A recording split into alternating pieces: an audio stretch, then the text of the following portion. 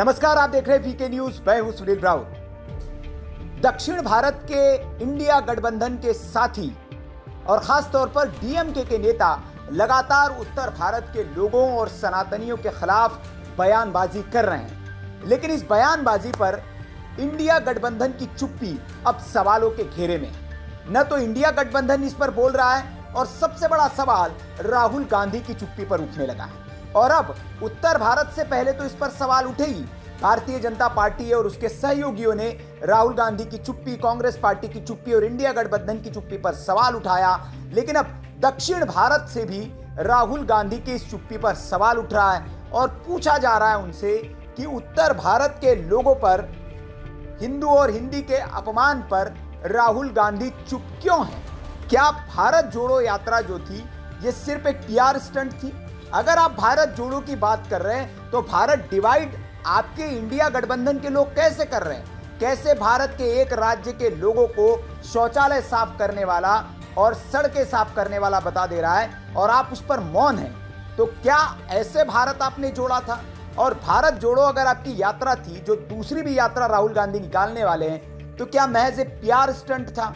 ये सवाल अब दक्षिण भारत से लोग पूछ रहे हैं और ये सवाल जायज भी है, क्योंकि राहुल गांधी कह रहे हैं कि हम मोहब्बत की दुकान चलाते हैं और इस मोहब्बत की दुकान में हम मोहब्बत बांटते हैं और पूरे देश को हम जोड़ना चाहते हैं। लेकिन उनके गठबंधन के साथी क्या कर रहे हैं? वो कहते हैं कि गोमूत्र स्टेट में बीजेपी जीतती है। तो गोमूत्र स्टेट को क्या आप भारत से अलग समझते हैं? क्या वो भारत का हिस्सा नहीं है? आप कहते हैं कि यूपी बिहार के लोग जो है वो शौचालय साफ करने वाले, सड़कें साफ करने वाले लोग हैं। जो एक नए नए मुख्यमंत्री बने हैं कांग्रेस पार्टी के नेता रेवंत रेड्डी कहते हैं कि तेलंगाना का डीएनए बिहार के डीएनए से बहुत अच्छा है।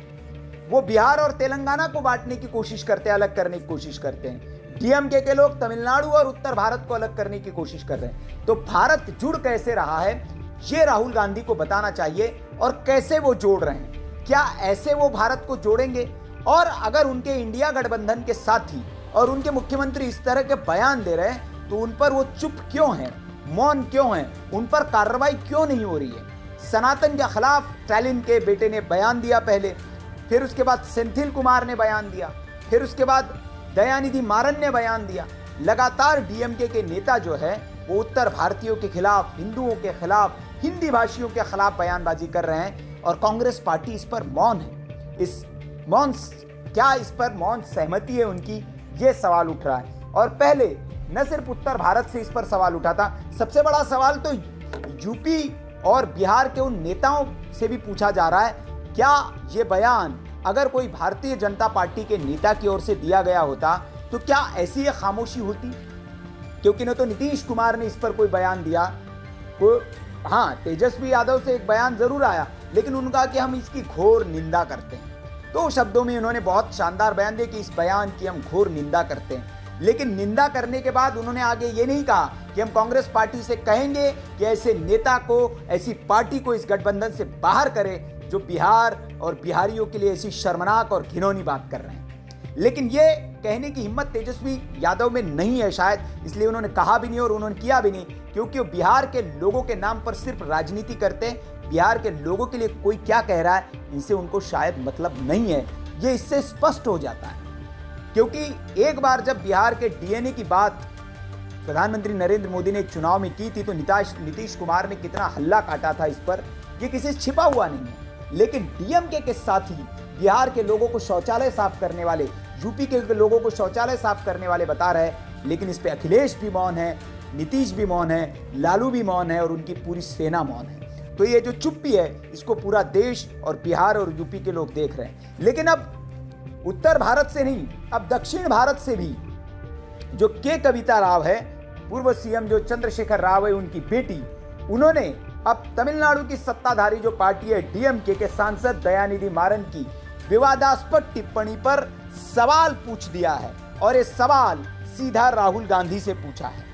कविता ने कांग्रेस के पूर्व राष्ट्रीय अध्यक्ष राहुल गांधी से डीएमके नेता उदयनिधि स्टालिन की ओर से सनातन धर्म पर की गई टिप्पणियों पर विवाद के बारे में बोलने की उन्होंने मांग की और साथ ही साथ उन्होंने कहा कि सेंथिल कुमार और जो दयानिधि मारन है, इनके खिलाफ भी राहुल गांधी क्यों नहीं जवाब दे रहे। उन्होंने कहा कि ये किसी एक विशेष पार्टी के विचारों के बारे में नहीं है, ये इस बारे में है कि इस प्रकार के बयान हमारे राष्ट्र के ताने बाने को कैसे बिगाड़ने वाले हैं। और ये विशेष पार्टी किस गठबंधन का हिस्सा है? ये इंडिया गुट का हिस्सा है, जिसका नेतृत्व किया जाता है राहुल गांधी की कांग्रेस के द्वारा। ऐसे में राहुल को इस बारे में जवाब देकर अपना स्टैंड स्पष्ट करना चाहिए। राहुल गांधी लगातार भारत जोड़ो यात्रा के बारे में बार बार ढेर सारे बयान देते रहते हैं, जहां वो लगातार देश को एकजुट करने की कोशिश करने के दावे करते रहते हैं। अब एक पीआर स्टंट की तरह लग रहा है, क्योंकि उन्हें तब खड़ा होना चाहिए था, बोलना चाहिए था जब सनातन धर्म पर टिप्पणी की गई जो कि हिंदू भावनाओं को ठेस पहुंचाई है। अब भी हिंदी भाषी लोगों के खिलाफ अपमानजनक टिप्पणी पर राहुल मौन क्यों हैं? तो यह सवाल जो है चंद्रशेखर राव की बेटी के कविता राव ने पूछा है और उनका सवाल जायज है। और इस सवाल पर राहुल गांधी, कांग्रेस पार्टी, इंडिया गठबंधन के सहयोगी मौन क्यों हैं, ये उनको जवाब देना चाहिए। क्योंकि ये जो बयान है लोकसभा चुनाव में कांग्रेस पार्टी के लिए ज्यादा नुकसानदायक होने वाले हैं बनिस्बत डीएमके के। ये मैं पहले भी आपको बता चुका हूं कि डीएमके के लिए ये लाभदायक है, लेकिन इसका ज्यादा नुकसान कांग्रेस पार्टी और उसके गठबंधन, सहयोगी गठबंधन जो हिंदी बेल्ट में हिंदी भाषी राज्यों के, उनको इसका नुकसान होगा अगर वो चुप रहते हैं तो। और इस बात पर अगर वो चुप्पी तोड़ के डीएमके को बाहर गठबंधन से रास्ता दिखाते हैं तो इसका लाभ कांग्रेस पार्टी को हो सकता है, क्योंकि इससे उनकी प्रतिबद्धता जाहिर होगी कि वाकई में वो मोहब्बत की दुकान चलाने वाले लोग हैं, इस देश को बंटने नहीं देंगे, एकता की वो बात करने वाले लोग हैं। लेकिन अगर इस पर कांग्रेस पार्टी, इंडिया गठबंधन अगर मौन रहता है, अगर डीएमके फिर भी इनके साथ रहता है, तो ये समझा जाएगा कि ये सिर्फ राजनीतिक महज बयानबाजी है और इससे मोहब्बत का, देश जोड़ने का कोई मतलब नहीं। आपकी राय भी क्या यही है? कमेंट करके हमें जरूर बताएं। वीडियो अच्छा लगा हो तो लाइक करें, शेयर करें और ऐसी खबरों के लिए आप देखते रहिए वीके न्यूज। नमस्कार। वीके न्यूज, राष्ट्र के नाम।